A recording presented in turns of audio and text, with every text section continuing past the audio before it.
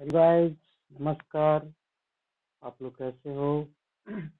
आज हम लोग नए टॉपिक की ओर बात करेंगे जो भारतीय संविधान से लिया गया है।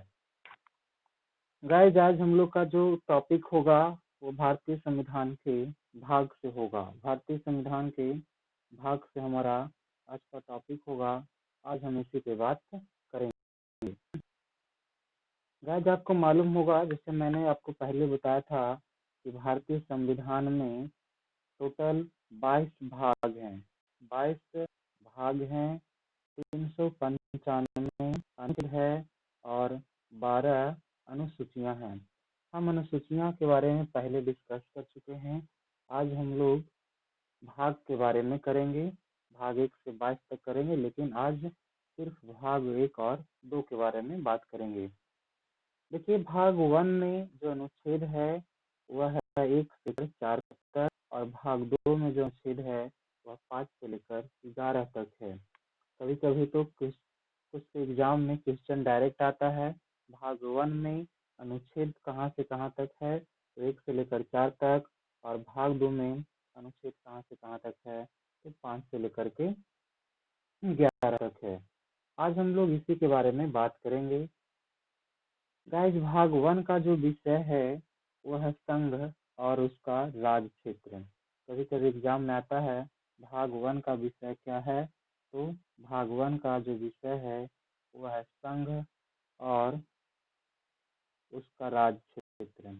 संघ और उसका राज्य क्षेत्र जो है, राज क्षेत्र, यही जो भाग 1 का विषय है। भाग 1 का जो विषय है संघ और उसका राज क्षेत्र है। अनुच्छेद जो है 1 से लेकर के 4 तक है। तो हम लोग आज जानेंगे कि अनुच्छेद 1 क्या कहता है, 2, 3, 4, 5, इस तरह से सारे अनुच्छेद के बारे में पढ़ेंगे। तो अनुच्छेद 1 कहता है, अनुच्छेद 1 कहता है कि भारत अर्थात इंडिया राज्यों का संघ है। भारत अर्थात इंडिया जो है वह राज्यों का संघ है। आपको मालूम होगा कि भारत को कई नाम से हम लोग पुकारते हैं। कई नाम है, जैसे आर्यभट्ट है, जम्मू द्वीप है, लेकिन हमारे संविधान में भारत के मात्र 2 नामों का जिक्र किया गया है। इस पर भी विवाद हुआ है। इस पर भी मैं वीडियो बनाऊंगा कि एक देश को 2 नाम से क्यों पुकारा जाता है, इसे भारत कहें या फिर इंडिया कहें। ऐसे जो इंडिया है वह शब्द गुलामी का प्रतीक है, क्योंकि भारत को इंडिया जो था यूरोप वालों ने कहा था, यूरोप वालों ने इंडिया कहा था, ये गुलामी का प्रतीक है। लेकिन इससे कई बार जो है सुप्रीम कोर्ट तक बातें गई हैं, बहस हुआ है कि भारत को एक देश को 2 नाम क्यों होगा। तो इसके बारे में हम लोग दूसरे वीडियो में बात करेंगे। आज हम लोग बात करेंगे कि भारत अर्थात इंडिया जो है वह राज्यों का संघ होगा। इंग्लिश में इसको कहते हैं India is the union of state. देखिए गाइस, जो संघ होता है, इस संघ का इंग्लिश 2 होता है। एक होता है यूनियन, एक होता है यूनियन और दूसरा होता है फेडरलिज्म। यूनियन क्या होता है, यहाँ राज्य को अलग होने का अधिकार नहीं होता है। अगर कोई राज्य चाहेगा कि अलग होकर के एक नया देश का निर्माण करेगा तो ये संभव नहीं है। हाँ, अगर उसका प्रशासन सही से नहीं चल रहा है तो वह अलग राज्य का मांग कर सकता है। एक जाति एक जो है कल्चर के लोग एक जगह रह सकते हैं, लेकिन अगर कोई राज्य चाहेगा कि हमें स्वतंत्र हो जाएंगे तो ऐसा संभव नहीं है। जैसे अमेरिका का जो संविधान है वहाँ फेडरलिज्म का प्रयोग किया है। फेडरलिज्म का मतलब ही संघ होता है। तो गाइस, 1 में जो है जो अनुच्छेद 1 है वह कहता है कि भारत अर्थात इंडिया राज्यों का संघ होगा। पहला जो है भारत अर्थात इंडिया राज्यों का संघ होगा। अनुच्छेद 2 कहता है नए राज्यों के प्रवेश संबंधित। तो अगर नए राज्य भारत में आएंगे तो नए राज्य को बनाया जा सकता है, नए राज्यों का निर्माण किया जा सकता है। भारत की जो संसद है, संसद के पास ये अधिकार होता है कि कोई नए राज्यों का भारत में विलय कर सकता है, उसे ला सकता है। भारत की संसद को विधि के द्वारा ऐसे निबंधनों और शर्तों पर जो ठीक समझे संघ में नए राज्य प्रवेश या उसकी स्थापना की शक्ति प्रदान है। जो हमारा संसद है, उस संसद को यह पावर है कि कुछ शर्तों के आधार पर, कुछ कंडीशन के आधार पर, जो हमारा संसद को अच्छा लगे उसके आधार पर नए राज्यों का स्थापना या फिर नए राज्यों का प्रवेश किया जा सकता है। उसके बाद अनुच्छेद नंबर 3 है कि नए राज्यों का निर्माण संबंधित। दो चीज होती है, एक प्रवेश करना अलग चीज है और निर्माण करना अलग चीज है। नए राज्य का प्रवेश जो है उसका उल्लेख मिलता है अनुच्छेद नंबर 2 में, और अनुच्छेद नंबर 3 है नए राज्यों का निर्माण संबंधित प्रावधान। और अनुच्छेद नंबर 4 जो है वह बताता है कि नए राज्य जो होगा उसका नाम क्या होगा, सीमा क्षेत्र में परिवर्तन, उसका सीमा क्षेत्र क्या होगा। तो अनुच्छेद 4 जो है किसी भी राज्य का सीमा क्षेत्र का निर्धारण, उसके नाम का निर्धारण करने का अधिकार संसद को पात्र है। संसद यह काम जो है 50% प्लस 1 अंक जो है मतदान के द्वारा करता है। 50% प्लस 1 बहुमत के द्वारा क्या करेगा कि संसद को यह अधिकार होता है कि वह नए राज्यों का नाम में चेंजिंग कर सकता है। ये बहुत इंपॉर्टेंट क्वेश्चन है कि संसद कितने प्रतिशत बहुमत के द्वारा नए राज्यों का नाम में परिवर्तन या सीमा में परिवर्तन कर सकता है। तो वह है 50% प्लस 1, 50% प्लस 1 बहुमत के द्वारा वह कर सकता है। जैसे कि 113वां संविधान संशोधन, 113वां संविधान संशोधन के द्वारा जो उड़ीसा था, उड़ीसा उड़ीसा का नाम बदल के ओडिशा कर दिया गया। ओडिशा कर दिया। बहुत बारीकी क्वेश्चन है, बहुत बारीक है, समझ में नहीं आता है। तो 123वां संविधान संशोधन के द्वारा जो उड़ीसा था उसका नाम बदल के ओडिशा कर दिया गया। तो गाइज हमने आपके साथ 1 से लेकर के 4 तक के जो अनुच्छेद से बात किया। फिर से आपको एक बार रिविजन करा देते हैं कि अनुच्छेद 1 जो है वह कहता है भारत अर्थात इंडिया राज्यों का संघ होगा। अनुच्छेद 2 कहता है नए राज्यों का प्रवेश संबंधित प्रावधान है जो संसद को प्राप्त है कुछ खास प्रकार के शर्त के आधार पर और निबंधनों के आधार पर। और अनुच्छेद 3 जो है वह बताता है नए राज्यों का निर्माण से संबंधित काम को। और अनुच्छेद 4 जो है वह किसी भी नए राज्य का नाम, उसके सीमा में परिवर्तन करने का अधिकार संसद के पास होता है।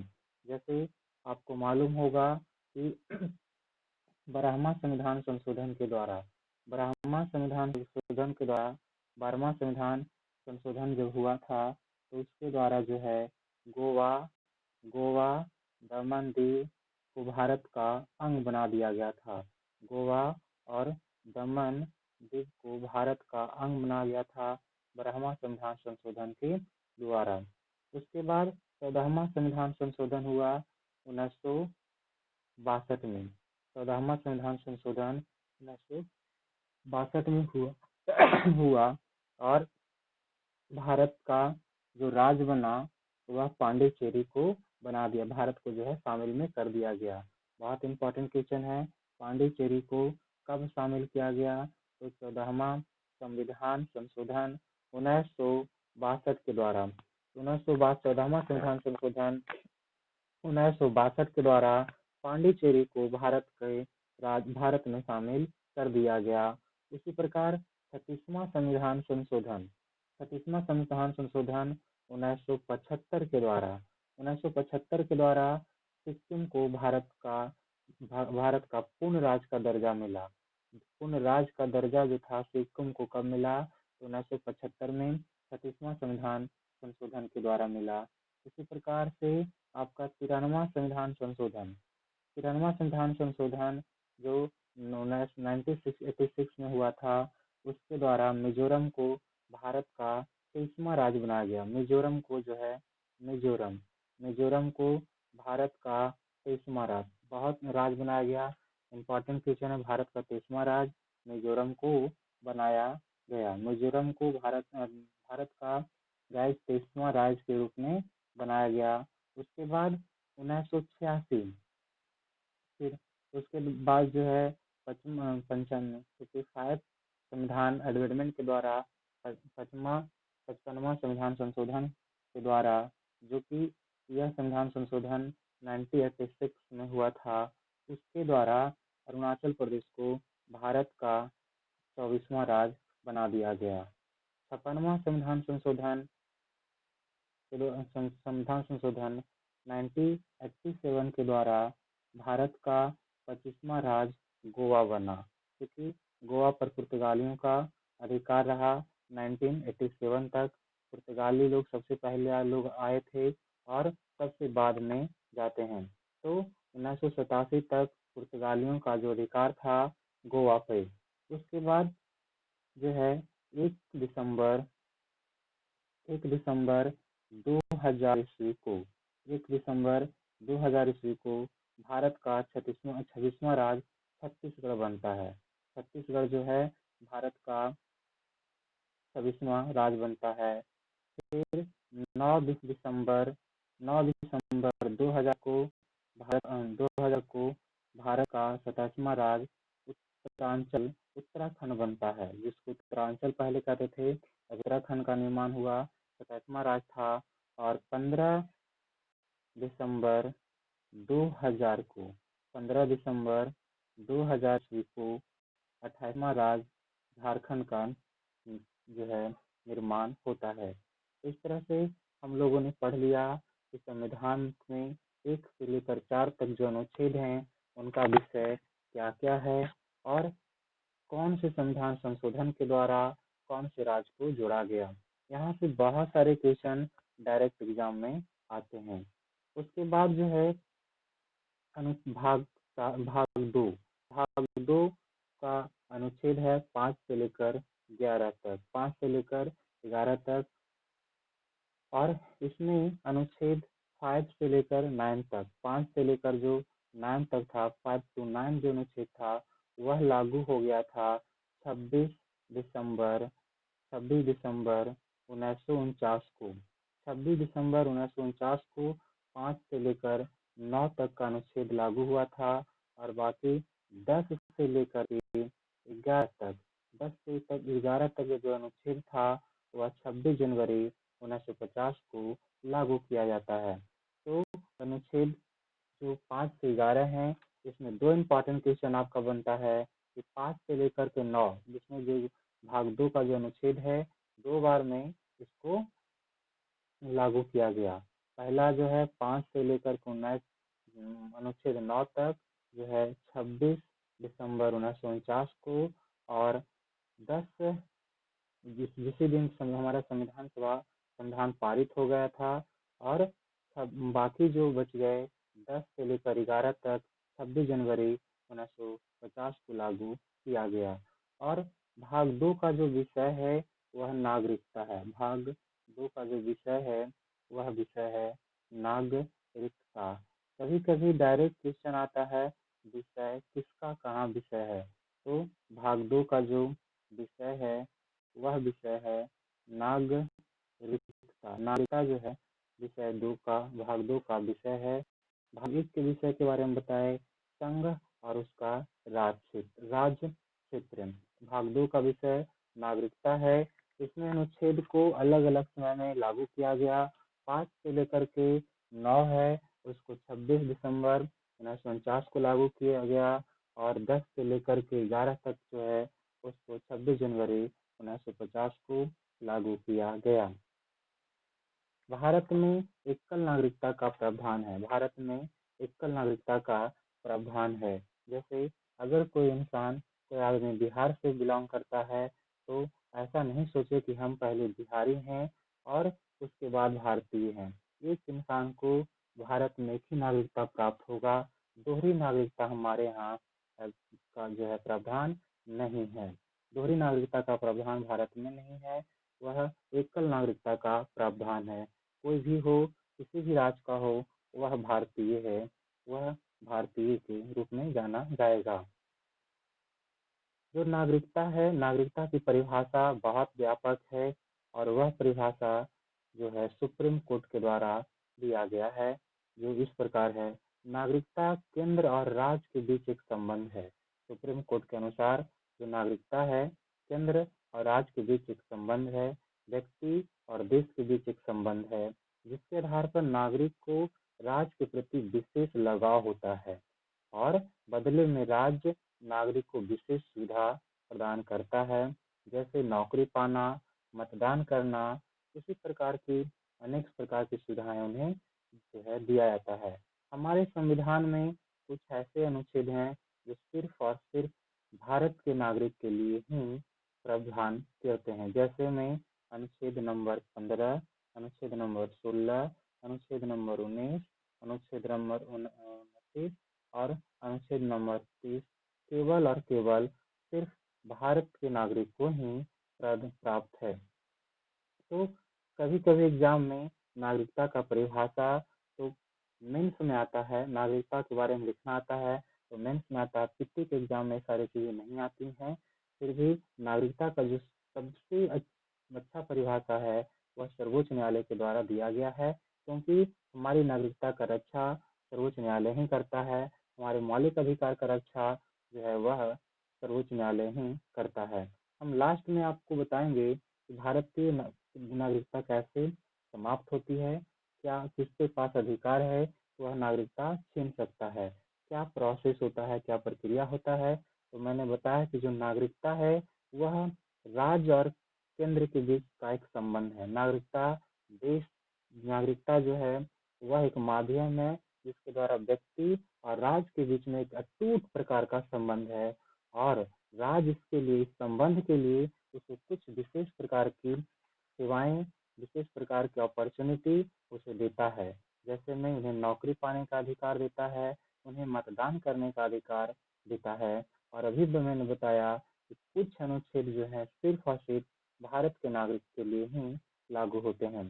15, 16, 19, 29 और 30 जो है केवल और केवल भारतीय नागरिक के लिए ही लागू होता है। तो गाइज, इसमें आपको दो चीजें बहुत इंपॉर्टेंट है।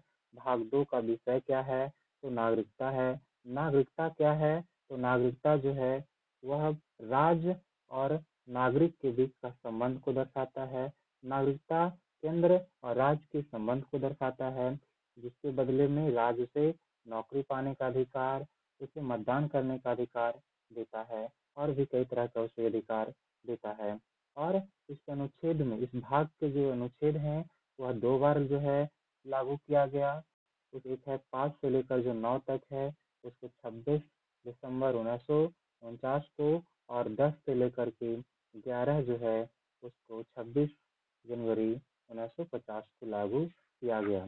कुछ कुछ जो अनुच्छेद था उसको 26 नवंबर 26 दिसंबर 26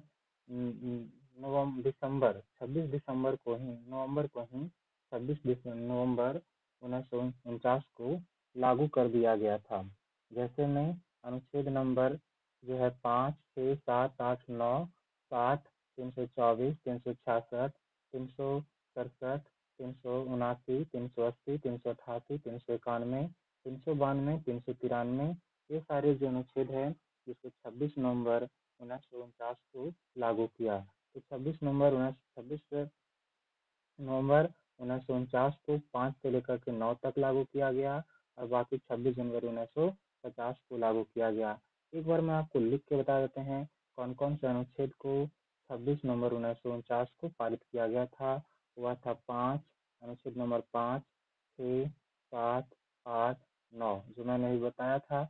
उसके बाद जो है 60, 324, 366, फिर 367, 380, 380, फिर 388, उसके बाद 391 और 392, 393। ये सारे जो अनुच्छेद थे इसको 26 नवंबर 1949 को लागू किया गया था। आज हम लोग नागरिकता के बारे में बात कर रहे थे, तो नागरिकता का मैंने परिभाषा आपको समझा दिया। इसमें आपको बताया कि 2 बहुत इंपॉर्टेंट क्वेश्चन आप याद रखेंगे। 5 से लेकर के 9 जो है 26 नवंबर 1949 को लागू हुआ, और 10 से 11 तक जो है वो आपको 26 जनवरी 1950 को लागू हुआ। इस बात को मैं बार बार रिपीट कर रहा हूँ क्योंकि आया हुआ क्वेश्चन है। अब भारत में नागरिकता कैसे प्राप्त किया जा सकता है, कौन ऐसे तरीका है जिसके द्वारा नागरिकता प्राप्त किया जा सकता है। तो भारत में नागरिकता पाने का 5 नियम है। 5 तरीका से भारत में नागरिकता प्राप्त किया जा सकता है। पहला है जन्म के आधार पर।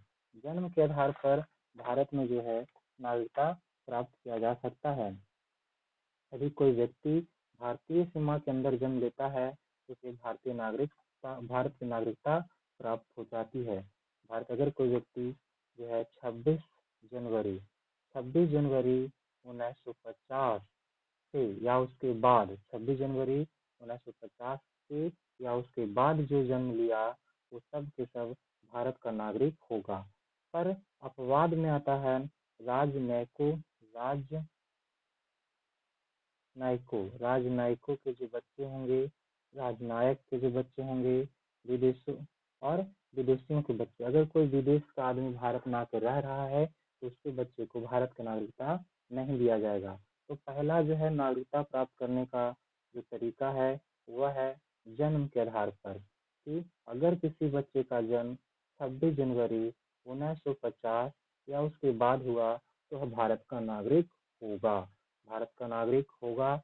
अपवाद में है राजनायक के बच्चे और विदेशियों के बच्चे को छोड़ करके। दूसरा है वंशानुगणित वन दूसरा जो तरीका है वह नागरिकता प्राप्त करने का वह है वंश के आधार पर, है ना। वंशानुगणित जिसको बोलते हैं, वंशानुगत। दूसरा जो तरीका है वह है वंशानुगत। इसमें क्या होता है, किसी अन्य देश में जन्म होने पर, मान लीजिए किसी व्यक्ति का जन्म दूसरे देश में होता है, कहता है किसी अन्य देश में जन्म होने पर भी भारत का नागरिकता दिया जा सकता है यदि उसके जन्म के समय उनके माता पिता भारत का नागरिक हो। लेकिन इसमें पहले क्या था कि अगर नागरिकता जो वंशानुगत मिलता था, कोई भी बच्चा जिसका जन्म विदेश में हुआ, मान लीजिए तो विदेश में उसका जो है जन्म हुआ, तो उसको नागरिकता मिलता था भारत का। कब? अगर उनके माता पिता में से माता पिता क्या हो, भारत के नागरिक हो। लेकिन इसमें जो है नागरिकता संशोधन अधिनियम 1992 के द्वारा 92 के द्वारा जो है सुधार किया गया और उसमें कहा गया कि अब जो है उन्हीं लोग को उसी के आधार पर वंशानुगत में उसको जो है नागरिकता मिलेगा जो उसकी माँ का नागरिकता होगा। बहुत सारे ऐसे लोग होते हैं जो मान लीजिए कि बाहर दूसरे विदेश गए और वहाँ विवाह कर लिया, वहाँ उनके बाल बच्चे हो गए। वैसे स्थिति में माँ किसी दूसरे देश के नागरिक और पिता जो है दूसरे देश के नागरिक, तो वह सब भारत का नागरिक नहीं होगा। माँ की नागरिकता से तय होगा कि बच्चे का जो नागरिकता होगा वो कहाँ का होगा। पहले था कि अगर माँ पिता भारत के हैं तो वह नागरिकता मिल जाता था, लेकिन इसमें संशोधन किया गया जो है नागरिकता संशोधन अधिनियम 1992 के द्वारा कर दिया गया कि अब उसी को मिलेगा जो जिनकी माता की नागरिकता जहाँ का होगा। अगर माता उनके दूसरे देश के होंगे तो फिर यहाँ नहीं मिल सकता है। अगर उनकी माँ भारत की नागरिक होगा तो उन्हें मिलेगा। और तीसरा जो तरीका है देशीकरण के द्वारा, तीसरा जो तरीका है नागरिकता प्राप्त करने का वह है देशीकरण के द्वारा। देशीकरण के द्वारा आप नागरिकता पा सकते हैं। देशीकरण के द्वारा नागरिकता प्राप्त करने का भी साधन है। किसी भी विदेशी व्यक्ति को देशीकरण के द्वारा नागरिकता दिया जाता है। कोई जो विदेश का व्यक्ति है, कोई विदेशी व्यक्ति है, तो उसको नागरिकता जो है वह कैसे दिया जाएगा, देशीकरण के द्वारा। कोई विदेशी व्यक्ति है उसको भारत का अगर नागरिकता चाहिए तो क्या होगा, उसे ही देशीकरण के द्वारा नागरिकता मिलेगा। या भारत सरकार में देशीकरण का प्रमाण पत्र प्राप्त करके नागरिकता प्राप्त कर सकता है, वही चीज है।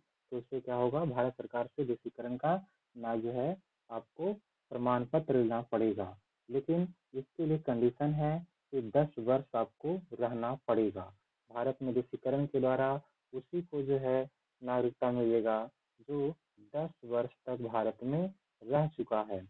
लेकिन पहले जो था 1986 से पहले 1986 तक 1986 तक क्या था कि मात्र 5 वर्ष ही रहना पड़ता था। अगर किसी व्यक्ति को देशीकरण के द्वारा नागरिकता प्राप्त करना है तो उसे भारत में 5 वर्ष रहना पड़ेगा। लेकिन अब जो है नागरिकता संशोधन अधिनियम आया और 1986 में और 10 वर्ष जो है कर दिया गया।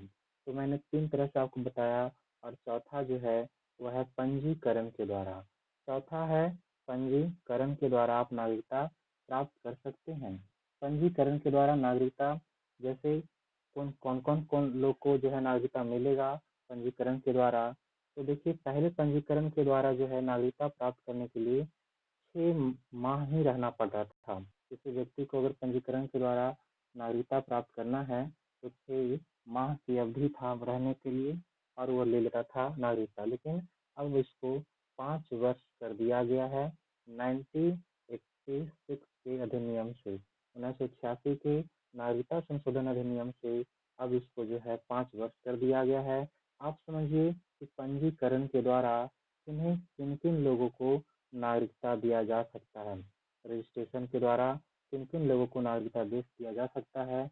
तो पहला है कि वे स्त्री जो भारतीयों से विवाह कर चुकी है या भविष्य में विवाह करेगी। वह स्त्री जो भारतीयों से विवाह कर चुकी है या वह भविष्य में विवाह करेगी, वैसे स्थिति में उन्हें भारत का नागरिकता पंजीकरण के द्वारा लेना पड़ेगा। दूसरा, भारतीय नागरिक के नाबालिग बच्चे, भारतीय नागरिक के जो नाबालिग बच्चे हैं उन्हें भी इस विधि से नागरिकता लेना पड़ेगा।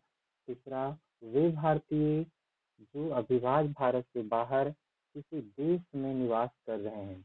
वे भारतीय जो अविभाज्य भारत से बाहर किसी दूसरे देश में निवास कर रहे हैं। और चौथा, राष्ट्रमंडलीय देश के नागरिक को भारत में नागरिकता जो है, राष्ट्रमंडलीय देश के जो नागरिक हैं उनको भारत में नागरिकता लेने के लिए पंजीकरण कराना पड़ेगा।